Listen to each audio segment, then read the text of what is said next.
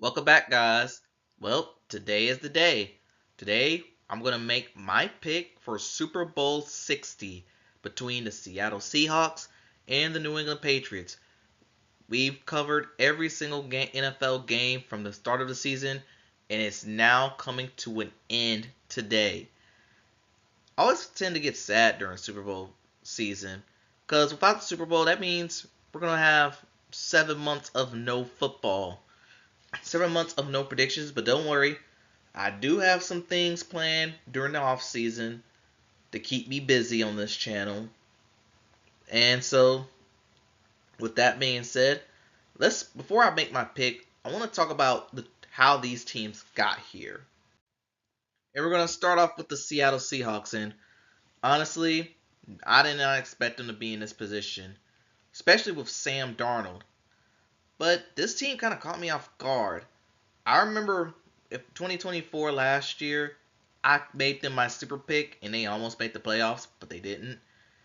And this year, for me, it came down between them and the Arizona Cardinals on who's going to make the playoffs. And let's just say I guessed way incorrectly. One of my worst take on this channel. Now, Seattle, they only lost 3 games this year.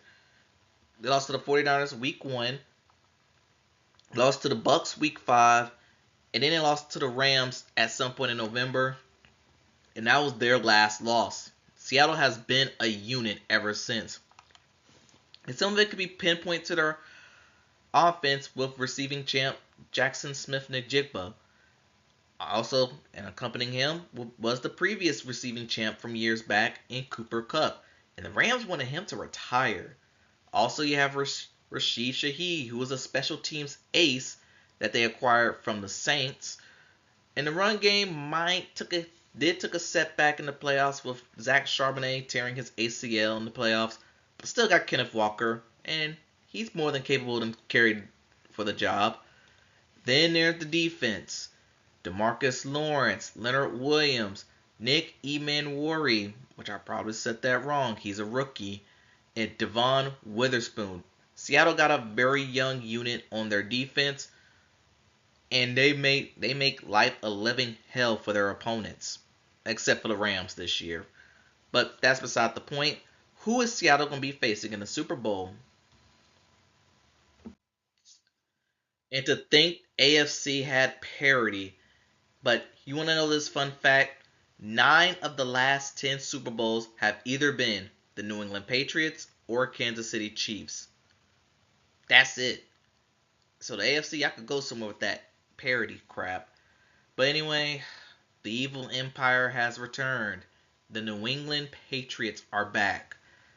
And for me, I kind of saw it coming, especially with the right hire in Mike Vrabel and the gobs of cap space that they had this offseason. It was a matter of time that New England would be back. Drake May, he took that next step and then some. MVP candidate. He has not won the MVP as of the making of this video. And he did so without having the best weapons around him outside of Stephon Diggs. And even then, he was coming off a torn ACL.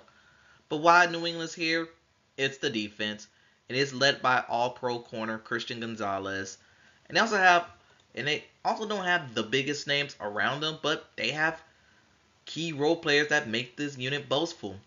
But I am concerned about New England's offense because it has not looked great in the postseason as New England faced the Chargers, Texans, and Broncos. And granted, all 3 of those teams have really good defenses. And Drake May has battled a shoulder injury, so I want y'all to keep that in mind. But again, New England's back. We did not kill off the evil empire. I just wonder, how did they lose to the Raiders week 1? That's baffling to me. And here we are. Who is going to be my pick to win the Super Bowl? And notice I am not putting down the spread. On paper, Seattle should blow this team out. But then, and I gonna lie, I was gonna pick Seattle to win. But then something hit me. This is the 250th birthday of the United States of America. I might have that number wrong, but it's close enough. The Patriots are wearing their all-white uniforms.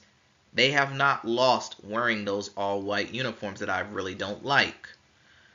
And Sam Darnold's history versus New England. He has been woeful against this team.